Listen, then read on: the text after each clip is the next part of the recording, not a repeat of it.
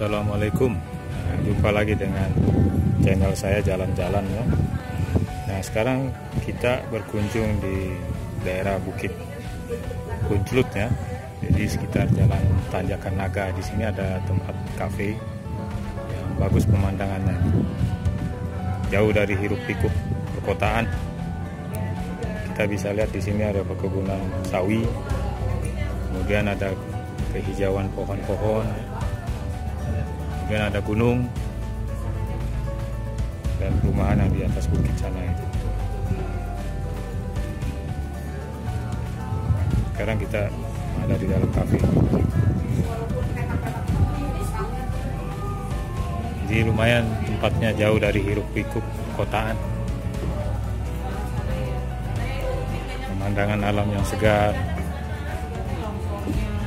jauh dari hiruk-pikuk perkotaan.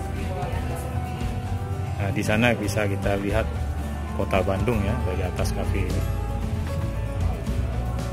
Kota Bandung. Cuma sayang sekali udaranya ini tidak begitu cerah ya, mendung. Tapi dari atas kafe ini kita bisa menikmati segarnya alam ya.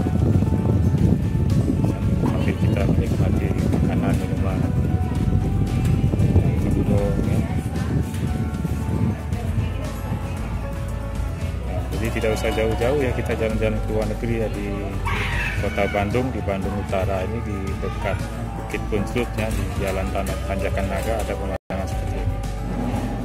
Oke, itu saja informasinya. Assalamualaikum.